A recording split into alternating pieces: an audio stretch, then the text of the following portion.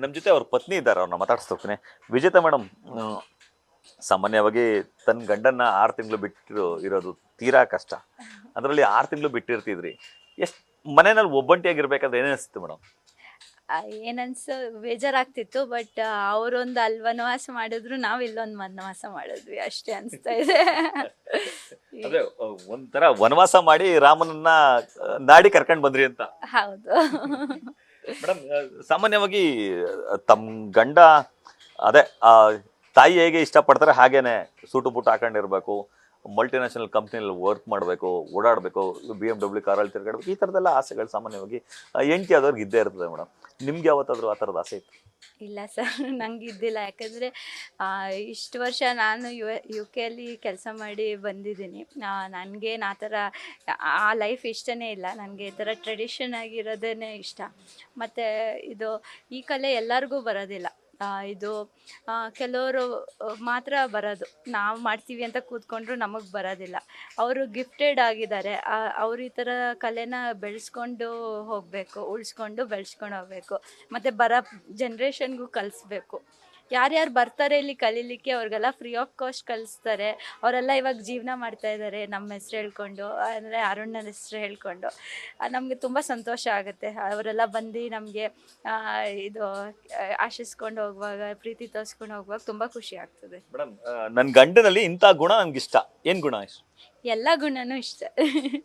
ಅಂದರೆ ಎಲ್ಲ ಇವಾಗ ಅವರು ಮನೆ ಜವಾಬ್ದಾರಿ ಆಗಲಿ, ಕೆಲಸ ಜವಾಬ್ದಾರಿ ಆಗಲಿ, ಕೆಲಸದಲ್ಲಿ ಕೆಲಸ ಮಾಡೋರದ್ದು ಜವಾಬ್ದಾರಿ, ಅವ್ರ ಮಕ್ಕಳು ಓದಿಸೋದು, ಅವ್ರ ಮಕ್ಕಳು ಮದುವೆ ಮಾಡಿಸೋದು, ಮನೆ ಕಟ್ಸೋದು, ಎಲ್ಲದಕ್ಕೂ ಹೆಲ್ಪ್ ಮಾಡ್ತಾರೆ. ನಿಸ್ವಾರ್ಥವಾಗಿ ಜೀವನ ಮಾಡ್ತಾರೆ. ಅವ್ರ ತಂದೆ ಅವರೂ ಅಷ್ಟೇ, ಈ ಮನೆ ಪೂರ್ತಿ ಅವರೇ ಒಬ್ಬರೇ ಜವಾಬ್ದಾರಿ ಹೊತ್ಕೊಂಡು ಅವ್ರ ತಂಗಿಂದಿರ್ದು ತಮ್ಮಂದಿರ್ದು ಮದುವೆ ಎಲ್ಲ ಮಾಡಿ ಅವ್ರದ್ದು ಮಕ್ಕಳು ಬಾಣಂತನ ಎಲ್ಲ ಮಾಡಿದ್ದಾರೆ.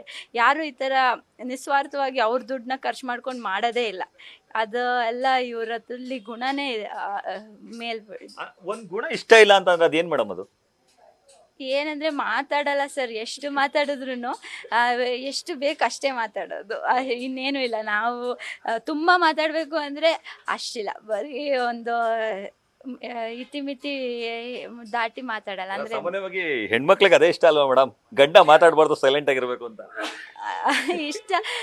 ಆ ಥರ ಅಂದರೆ ಎಲ್ಲರೂ ಹಾಗೆ ಅಂತಾರೆ. ಬಟ್ ಇವ್ರು ತುಂಬ ಟೈಮ್ ಬರೀ ಕೆಲಸ ಮಾಡ್ಕೊಂಡೇ ಇರ್ತಾರೆ. ನಮ್ಮ ಮನೆಗೆ ಬಂದಾಗನೂ ಒಂದು ಮಾತಾಡಿ ಹೇಳಿ ಎಕ್ಸ್ಪ್ರೆಸ್ ಮಾಡಿ ಅಂದರೆ ಎಕ್ಸ್ಪ್ರೆಸ್ ಮಾಡೋದಿಲ್ಲ ಅವರು. ಅದು ಒಂದು ಒಳಗೇನೆ ಇಟ್ಕೊಂಡಿರ್ತಾರೆ. ಅದೊಂದು. ಎಷ್ಟೊತ್ತು ಕೆಲಸ ಮಾಡ್ತಾರೆ ಮೇಡಮ್ ಪ್ರತಿನಿತ್ಯ ಅವರು ಮನೇಲಿದ್ದಾಗ? ಮಿನಿಮಮ್ ಅಂತೂ 10 hours, ಮೋರ್ ದೆನ್ 10 hours ಮಾಡ್ತಾರೆ. ರಾತ್ರಿ ಎಲ್ಲ ಯಾವಾಗ ಅಂದರೆ ಅವಾಗ ಎದ್ದು ಬಂದು ಮಾಡೋದು ಇದೆ.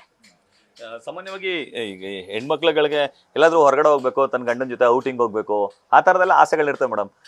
ಕರ್ಕೊಂಡು ಹೋಗ್ತಿದ್ರೆ ಏನಾದ್ರು ಅರುಣ್ ಅವರು? ನಾನೇ ಹೋಗ್ತಿದ್ದೆ. ಅವ್ರು ಬರಲ್ಲ ಅಂತ ಗೊತ್ತಿತ್ತು, ಸೊ ನಾನೇ ಹೋಗಿ ಸುತ್ತಾಡ್ಕೊಂಡು ಬಂದ್ಬಿಡೋದು. ಈಗ ಫ್ಯಾಮಿಲಿ ಫಂಕ್ಷನ್ಗಳೆಲ್ಲ ಅಟೆಂಡ್ ಮಾಡ್ಬೇಕಾದ್ರೆ ಹೇಗಿರ್ತಿದ್ರು ಮೇಡಮ್ ಅರುಣ್ ಅವರು? ಅವರ ಫಂಕ್ಷನ್ ಅಟೆಂಡ್ ಮಾಡೋದಲ್ಲ, ನೀನು ನಂದು ರೆಪ್ರೆಸೆಂಟೇಟಿವ್, ನೀವು ಹೋಗಿ ಬನ್ನಿ ಅಮ್ಮಂಗೆ ನಮ್ಮನ್ನ ಕಳಿಸ್ತಾ ಇದ್ರು ಅಷ್ಟೇ. ಮನೇಲಿ ಹೇಗಿದ್ರು ಮೇಡಮ್ ಮಕ್ಳ ಜೊತೆ ನಿಮ್ಮೊಟ್ಟಿಗೆ ಮಾತಾಡ್ಬೇಕಾದ್ರೆ ಎಲ್ಲ? ಹಾಗೆ ಅವ್ರು ತುಂಬ ಇದು ಮಕ್ಳ ಥರ ಆಟ ಆಡ್ತಿದ್ರು. ದೊಡ್ಡವರು ಜೊತೆನೂ ಚೇಷ್ಟೆ ಎಲ್ಲ ಮಾಡಿಕೊಂಡು ಎಲ್ಲ ಹಸ್ಮುಖರಾಗಿದ್ರು.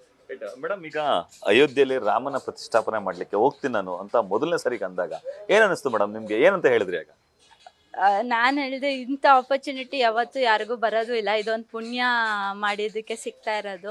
ಇಂಥದ್ದು ಪುಣ್ಯಕ್ಷೇತ್ರಕ್ಕೆ ನಾವು ಹೋಗಿ ಮಾಡೋದಂದ್ರೇ ನಮಗೆ ಯಾವುದು ದೇವರು ಕೃಪೆ ತೋರಿಸಿರ್ಬೇಕು ಅಂತಲೇ ಅಂದೆ ನಾನು. 6 ತಿಂಗಳು ಬಿಟ್ಟಿರಕ್ಕಾಗಲ್ಲ, ಹೋಗ್ಬೇಡ ಆ ಥರದ್ದೇನು ಹೇಳಿಲ್ವಾ? ಇಲ್ಲ ಸರ್, ಆ ಥರ ನಾನು ಹೋಗಿ ಬನ್ನಿ, ಆದರೆ ಮಧ್ಯೆ ಬನ್ನಿ, ಇಲ್ಲಾರೆ ನಾವು ಬರ್ಬೇಕಾ ಹೇಳಿ ಬರ್ತೀವಿ ಆ ಥರ ಅಂತ.